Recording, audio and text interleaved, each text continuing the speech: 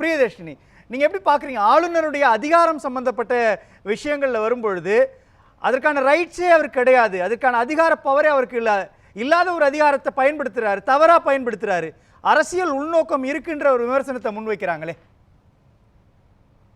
நம்ம ஆளுநர் அப்படின்னு பேசும்போது நம்ம வெறும் தமிழ்நாட்டுல இருக்கிற ஆளுநர் பத்தி மட்டும் பேசல. ஆளுநர் அப்படின்னு பேசும்போது இந்தியால இருக்கிற எல்லா ஆளுநர்கள் பத்தியும் நம்ம பேசுறோம். சோ அதனால அது ரொம்ப கான்கிரீட்டா ஆளுநர் அப்படின்றவர் ஒரு ஏஜென்ட் அப்படின்றதுலாம் ரொம்ப ரொம்ப கடுமையான ஒரு ஸ்டேட்மெண்ட். ஏன்னா அது ஒரு கான்ஸ்டிடியூஷனல் போஸ்ட். சோ அந்த ஒரு பொசிஷனுக்கு நம்ம மரியாதை கொடுக்கறது அப்படின்றது அது சட்ட பிரகாரமான நம்மளோட ரெஸ்பான்சிபிலிட்டி. சோ அதை நான் ரொம்ப தெளிவுபடுத்திக்கிறேன். ரெண்டாவது விஷயம் இப்போ ஆளுநர் பத்தி நம்ம பேசும்போது எங்க இந்த டிஸ்கிளாரிட்டி இருக்கு அப்படின்னு நீங்க கேட்டீங்க அப்படின்னா, மேஜர்லி இந்த legislative power of the governor பத்தி நம்ம பேசும்போது as soon as possible அப்படின்ற இருக்கிற ஒரு ஸ்டேட்மெண்ட். அதாவது எங்கேயுமே ஸ்பெசிபிக்கா 14 டேஸ்ல நீங்க ரெஸ்பாண்ட் பண்ணணும், 2 monthsல ரெஸ்பாண்ட் பண்ணணும், 3 monthsல ரெஸ்பாண்ட் பண்ணணும் அப்படின்ற ஒரு ஸ்பெசிபிகேஷன் இல்லாததுனால எங்க சென்ட்ரல் கவர்மெண்ட் அண்ட் ஸ்டேட் கவர்மெண்டோட டிஃபரன்சஸ் இருக்கோ அந்தந்த ஸ்டேட்ஸ்ல இந்த மாதிரி ஸ்டேட்டுக்கும் கவர்னருக்கும் இருக்கிற டிஸ்கிரிபன்சிஸை நம்ம பார்த்துட்டு தான் வரும். இது இன்னைக்கு நேத்து நடக்கிற ஒரு கதை கிடையாது. குறுக்கீடுக்கு மன்னிக்கணும் பிரியதர்ஷினி, இந்த இடத்துல as soon as possible அப்படின்ற ஒரு ஷரத்து இருக்கு அப்படின்னா அதன் மேல ஆய்வு நடத்துறோம் அல்லது அதன் மேல் பார்வையில் இருக்குது, அதை நாங்கள் சட்ட நிபுணர்களை கொண்டு ஆராய்ச்சி செஞ்சுக்கிட்டு இருக்கிறோம், அதை பற்றி விவாதிச்சுட்டு இருக்கிறோம்னு சொல்லலாம்.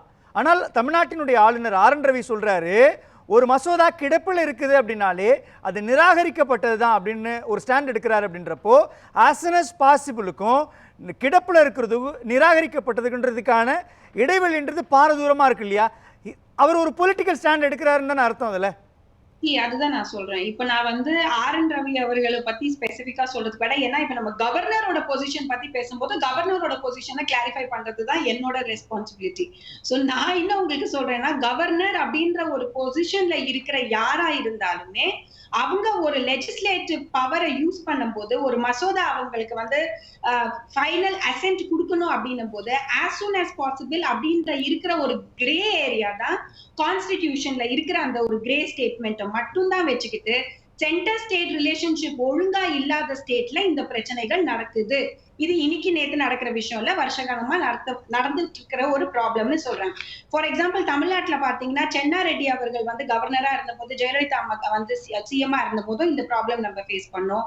கர்நாடகால HR பரத்வாஜ் அவர்கள் கவர்னரா இருந்த போது, எடியூரப்பா அவர்கள் சீஃப் மினிஸ்டரா இருக்கும் போதும் இந்த ப்ராப்ளம் ஃபேஸ் பண்ணோம். West பெங்கால்ல NK. நாராயண் அவர் இருந்த போது, பட்டாச்சாரிய அவர்கள் சீஃப் மினிஸ்டரா இருக்கும் போது இந்த ப்ராப்ளம் ஃபேஸ் பண்ணோம். டெல்லியில ஷீலா தீக்ஷித் அவர்கள் சீஃப் மினிஸ்டரா இருக்கும் போது, ஜக்மோகன் கவர்னரா இருக்கும் போது அந்த ப்ராப்ளம் நம்ம ஃபேஸ் பண்ணோம். சோ இது ஒரு சடனா பூம் அப் ஆன ஒரு அதுல நீங்க சொல்லக்கூடிய ஒரு லாஜிக் ஃபேக்டர் இருக்கு இல்லையா? மாநில அரசாங்கம் ஒன்றாக இருக்கிறப்போ அதற்கு எதிராக மத்திய அரசு, குறிப்பாக காங்கிரஸ் கட்சி ஒரு மாநிலத்தில் ஆட்சி செய்யுது அப்படின்னா, மத்தியில பாஜக ஆட்சி செய்யுதுன்னா ஒரு பேரலர் கவர்மெண்ட்டை நடத்துறதுக்காகத்தான் இதை செய்யறாங்கன்றது நீங்க சொல்லக்கூடிய எடுத்துக்காட்டுல இருந்து வருது இல்லையா? நான் உங்களுக்கு என்ன சொல்றேன், இது மத்திய அரசு யாராவனே இருக்கட்டும், காங்கிரஸா இருக்கட்டும், பிஜேபியா இருக்கட்டும். சோ காங்கிரஸா இருந்த போதும் நமக்கு இந்த பிரச்சனை இருந்திருக்கு, பிஜேபியா இருக்கும் போதும் இந்த பிரச்சனை கண்டினியூ ஆயிட்டே இருக்கு. சோ சுப்ரீம் கோர்ட்டை பொறுத்த வரைக்கும் I think we are at the right junction. இப்போ இது ஒரு கான்ஸ்டிடியூஷனல் அமெண்ட்மெண்ட்னாலதான் இந்த ஒரு கிளாரிட்டி நம்மளுக்கு கொண்டு வர முடியும். நேத்து சுப்ரீம் கோர்ட்ல இருந்த ஆர்குமெண்ட்ஸா இருந்தாலும் சரி, இன்னைக்கு சுப்ரீம் கோர்ட்ல இருக்கிற ஆர்குமெண்ட்ஸா இருந்தாலும் சரி, எல்லாத்துலயுமே அவங்க திரும்ப போய் நிக்கிறது ஆர்டிகல் 200ல இல்லாத ஒரு கிளாரிபிகேஷன்.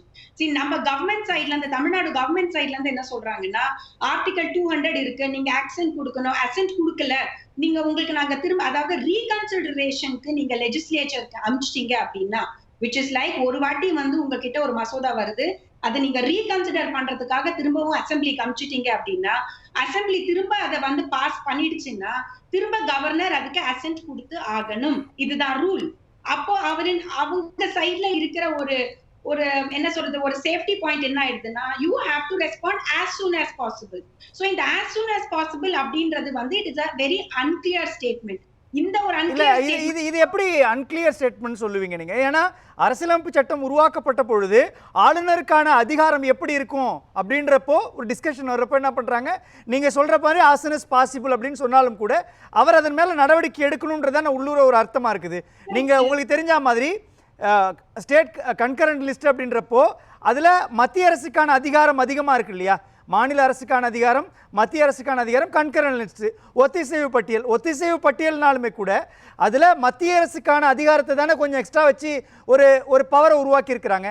அப்படித்தானே ஆளுநர். ஒரு நிமிஷம் இருங்களா, இது வந்து this is not to do with politics ரேகன். மத்திய அரசு ஏன் வந்து அவங்களோட அதிகாரம் நிறைய இருக்கு அப்படின்னு பாத்தீங்கன்னா, it is not only with BJP, Congress, DMK, ADMK. இது கிடையாது. எதனால மத்திய அரசுக்கு எப்பவுமே பவர் அதிகமா இருக்குன்னா, ஏன்னா மிலிட்டரி அவங்க பாத்துக்கிறாங்க, சென்ட்ரல் டிஃபென்ஸ் அவங்க பாத்துக்கிறாங்க, செக்யூரிட்டி சிஸ்டம் அவங்க தான் பாத்துக்கிறாங்க, சென்ட்ரல் பினான்சஸ் அவங்க தான் பாத்துக்கிறாங்க, இன்டர்நேஷனல் ரிலேஷன்ஸ் அவங்க தான் பாத்துக்கிறாங்க. சோ கண்டிப்பா மத்திய அரசுக்கு நிறைய பவர் இருந்துதானே ஆகணும். இல்ல, அது வந்து கல்வியில செயலாகுமா, சுகாதாரத்துல செயலாகுமா? நீங்க சொல்றது எல்லை பாதுகாப்பு விவகாரத்திலயோ அல்லது மற்ற அம்சங்கள்ல நீங்க சொல்லலாம். வெளியுறவு கொள்கையில மத்திய அரசுக்கு கூடுதல் அதிகாரத்தை கொடுக்கலாம். ஆனா கல்வியிலயோ அல்லது இளைஞர் நலனிலையோ அதே மாதிரி சுகாதாரத்துறையிலையோ மத்திய அரசுக்கு ஏன் நம்ம கூடுதலான அதிகாரத்தை கொடுக்கணும்? அதுக்கான அவசிய புள்ளி எங்கிருந்து வந்துச்சுன்றதுக்கு இல்லையா? ஒரே ஒரு கேள்விதான் பிரியதர்ஷினி உங்ககிட்ட. ஆர்டிகல் 200 நீங்க ஃபாலோ பண்ணுங்க அப்படின்னும் பொழுது ஆர்டிகல் 200ல என்ன சொல்றாங்க? ஒரு மசோதா நிறைவேற்றப்பட்டுச்சுன்னா அந்த மசோதாவை நீங்க அமைச்சரவைக்கு அனுப்பணும் அல்லது குடியரசுத் தலைவருக்கு அனுப்பணும். அதன் மீதான நடவடிக்கை என்ன கரெக்ஷன் போடணும்ன்றது இருக்கு இல்லையா? அதை செய்யாம கிடப்புல போடப்பட்டதுன்னா அது நிராகரிக்கப்பட்டதுக்கு சமம்னு சொல்றது சரியான புள்ளியா? இல்ல. சோ இந்த ஒரு ஸ்டேட்மெண்ட் தான் வெங்கட்ராமணி சார் ஏஜி வந்து இன்னைக்கு சுப்ரீம் கோர்ட்ல வச்சது. சோ இதுக்கு தான் வந்து ஜஸ்டிஸ் பரதிவாலா பெஞ்ச் வந்து கிளாரிபிகேஷன்ஸ் கேட்டிருக்காங்க. சோ இப்போ நீங்க இன்னைக்கு கோர்ட்ல வந்துக்கிற அட்வான்ஸ்மெண்ட் நீங்க பாத்தீங்கன்னா, கோர்ட் வந்து நிறைய क्वेश्चंस வந்து கவர்னர் ஆபீஸ்க்கு கேட்டிருக்கு. இன்ஃபேக்ட் பஞ்சாப் கவர்னர் ஜட்ஜ்மெண்ட் வந்து 2023 நவம்பர் 10ஆம் தேதி கொடுத்திருக்காங்க. அதுக்கப்புறமா 13ஆம் தேதி நவம்பர் 13ஆம் தேதி கவர்னர் வந்து இந்த மாதிரி ஒரு ஸ்டாண்ட் எடுத்து அதை வந்து ஒரு ஸ்டேலான சிச்சுவேஷன்ல வச்சிருக்காரு அப்படின்னா, என்ன ஒரு கைடன்ஸ் வந்து கவர்னருக்கு நீங்க கொடுத்திருக்கீங்க அப்படின்றது சுப்ரீம் கோர்ட்டுக்கு கேட்ட ஃபர்ஸ்ட் क्वेश्चन. ரெண்டாவது क्वेश्चन என்ன கேக்குறாங்கன்னா, கவர்னர் வந்து அவரோட டிஸ்கிரிஷன்ல வந்து அவர் செயல்படுத்துறாரா, இல்ல அவர் வந்து என்ன ஒரு பெர்ஸ்பெக்டிவ்ல வந்து இதை ஹோல்ட் பண்ணி வச்சிருக்காரு? ஒருவேளை ஏதாவது ஒரு மசோதா வந்து அவருக்கு ஒரு கிளாரிட்டி வேணும் அப்படின்னு நினைச்சாலோ, இல்ல இது வந்து வந்ததுன்னா இது வந்து அட்வான்ஸ் ரியாக்ஷன் கொண்டு வரும் அப்படின்ற மாதிரி சொல்லிட்டே இருக்காங்களே. பேசலாம். இல்ல, அதுலதான் சந்தேகம் வருது பிரியதர்ஷினி. ஒரு வழக்கறிஞரா சொல்லுங்களேன், நீங்க பேசலாம். பொலிட்டிக்கல் அஜெண்டாவை தாண்டி ஒரு அம்சத்தை நாம பார்க்க வேண்டியது இருக்கு இல்லையா? இப்போ நீட்டுக்கு எதிராக நீட் எதிர்ப்பு மசோதாவை தமிழ்நாடு அரசாங்கம் கொண்டுட்டு வருது. அதை ஆளுநர் கிடப்புல போடுறாரு. உடனே என்ன பண்றாங்க? மக்களவையினுடைய திமுக குழு தலைவர் TR பாலு உள்ளிட்ட திமுகவினுடைய எம்பிக்கள் குடியரசுத் தலைவரை போய் பார்க்குறாங்க, துறை சார்ந்த அமைச்சரை போய் பார்க்குறாங்க. அதிலிருந்து ஒரு அழுத்தம் வருது. அப்போதான் ஆளுநர் வந்து ஒரு முடிவு எடுக்கிறார். அப்படின்றப்போ இந்த as soon as possible அப்படின்றது புற அழுத்தம் வந்ததுக்கு அப்புறம் தான் அவர் நடவடிக்கை எடுப்பார்ன்றப்போ அது as soon as possibleன்றத துஷ்பிரயோகமா தானே பயன்படுத்துறாருன்னு அர்த்தம். அவர் வந்து அதை எப்படி கிளியரா யூஸ் பண்றாருன்றது நமக்கு என்னால கமெண்ட் பண்ண முடியாது ரேகன். நான் ஒரு பொலிட்டிக்கல் ஸ்ட்ராட்டஜிஸ்டோ பொலிட்டிக்கல் பர்சனாலிட்டியோ கிடையாது. ஒரு வழக்கறிஞரா நானும் கேக்குறேன். ஏடிஎம்கே சொல்ற மாதிரியோ பிஜேபி காங்கிரஸ் சொல்ற மாதிரியோ என்னால பேச முடியாது. நான் வந்து அவசர சட்டம் எதுக்காக வந்து கேளுங்க சார். நான் உங்க அவசர சட்டம் ஆட்டோமேட்டிக்கா டெல்லியில ஒரு அதிகாரி போலீஸ் அதிகாரிக்காக கெஜ்ரிவால் ஒரு ஆக்ட் கொண்டு வந்தார். உடனே அது சுப்ரீம் கோர்ட்டு அதுக்கு ஒரு சட்டத்தில் அதிகாரம் ஆளுநருக்கு இல்லை முதல்வருக்குன்னு கொடுத்தது. அடுத்த நிமிடமே அவசர சட்டமாக இதே பிஜேபி மோடி கவர்மெண்ட்டு அதிகாரத்தை முழுக்க எந்த பக்கம் திருப்பி விட்டுது? இது இப்போ யாரை இயக்குறா இப்போ தெரிஞ்சிருச்சா? சுப்ரீம் கோர்ட்டை தாண்டி நீங்கள் சுப்ரீம் கோர்ட்டே தீர்ப்பு சொன்னாலும் அதை மதிக்கிற இடத்துல மோடி அரசு இல்லை. படாருன்னு அதுக்கு தான் உதாரணம் சொல்கிறேன். டெல்லி அரசுல என்ன செஞ்சுச்சு? அவங்க என்ன சொல்றாங்க? சொல்றாங்க இல்லையா, ஷீலா தீட்சித் காலத்திலிருந்து மறைந்த முதலமைச்சர் ஜெயலலிதா காலத்திலிருந்து எல்லாமே நடந்துருக்குன்றாங்க. நான் கேட்கறது ஒரே ஒரு क्वेश्चन. இயக்கிறது முழுக்க அவங்ககிட்ட தான் கேக்குறாங்க. கான்ட்ரோவர்சி வந்து கவர்னர் அப்படின்ற ஒரு போஸ்ட் இருக்கணுமா இருக்க கூடாதா அப்படின்ற கேள்வி வரதுனால நான் கேக்குறேன். 1996ல இருந்து 1996ல இருந்து 2014 வரைக்கும் ஒரு ஹையர் பொசிஷன்ல இருந்த ஒரு காங்கிரஸ் தானே. அப்ப நீங்க அந்த கவர்னர் போஸ்ட வந்து ரிடண்டன்ட் பண்ணல. இப்ப திடுதுப்புன்னு 10 வருஷமா நீங்க கேட்டுட்டோம். நீங்க சொல்ல வேணாம், நாங்க அப்பையில இருந்தே போராடுறோம். 1967 எங்க அண்ணா காலங்கள்ல இருந்தே போராடுறோம். நாட்டுக்கு தாடி தேவையில்ல, நாட்டுக்கு இந்த மாதிரி தேவையில்லாத ஒரு பாடியே வேணும். நாங்க ஓபன்ல இருக்கோம் சார், ஸ்கைப்ல இருக்காங்க. ஒரு கவர்னருக்கும் நமக்கும் இருக்கிற ஒரு டிஸ்கிரிபன்சினால கவர்னர்ஷிப்பே தப்பு, கவர்னர்ன்றதே ஒரு ஏஜென்ட்.